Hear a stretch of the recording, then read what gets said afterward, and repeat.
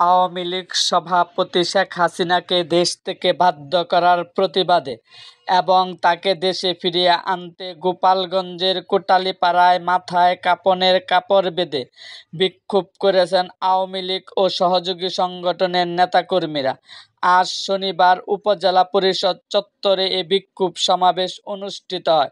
নেতাকর্মীরা সম্মিলিতভাবে শেখ হাসিনাকে দেশে ফিরিয়ে আনার শপথ বাক্য পাঠ করেন। এ সময় জেলা আওয়ামী লীগের সাধারণ সম্পাদক জি.এম. শাহাবুদ্দিন আজম, কোটালীপাড়া উপজেলা আওয়ামী লীগের সভাপতি ভবেন্দ্রনাথ বিশ্বাস, সাধারণ সম্পাদক আইনাল হোসেন শেখ, সহসভাপতি মুজিবুর রহমান হাওলাদার, গোলাম কিবরিয়া, যুবলীগের সভাপতি ফজলুর রহমান, সাধারণ সম্পাদক বাবুল হাজরা, স্বেচ্ছাসেবক লীগের সভাপতি খায়রুল রাজ্জাক, সাধারণ সম্পাদক বাবলু হাজরা, উপজেলা শ্রমিক লীগের সভাপতি রফিকুল ইসলাম তালুকদার, উপজেলা ছাত্রলীগের সাবেক সভাপতি মেহেদী হাসান সহ আওয়ামী লীগ ও সহযোগী সংগঠনের সব নেতাকর্মী উপস্থিত ছিলেন।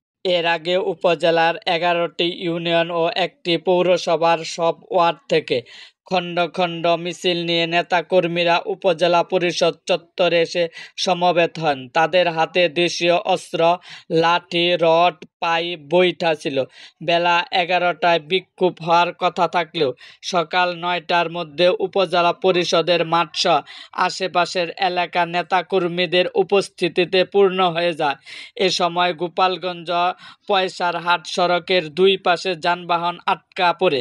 শেখ মুজিবুর রহমানের প্রতিকৃতির সামনে জেলা আওয়ামী লীগের সভাপতি মাহবুব আলী খান নেতাকর্মীদের শপথ বাক্য পাঠ করান। সবাই শেখ হাসিনাকে দেশে ফিরিয়ে আনার শপথ নেন। এ সময় উপজেলা পরিষদ চত্বর এর আশেপাশে এলাকার নেতাকর্মীদের স্লোগানে উত্তাল হয়ে ওঠে। জেলা আওয়ামী লীগের সভাপতি মাহবুব আলী খান বলেন, আওয়ামী লীগ সভাপতি বঙ্গবন্ধু কন্যা শেখ হাসিনা যতদিন দেশে ফিরিয়ে না আসবেন ততদিন আমাদের এই সংগ্রাম চলবে। আমরা রাজপথে আছি, রাজপথেই থাকব। তিনি নেতাকর্মীদের উদ্দেশ্যে বলেন, আপনারা কেউ মনোবল হারাবেন না। আমাদের প্রিয় নেত্রী খুব শীঘ্রই দেশে ফিরে এসে এই দলের হাল ধরবেন।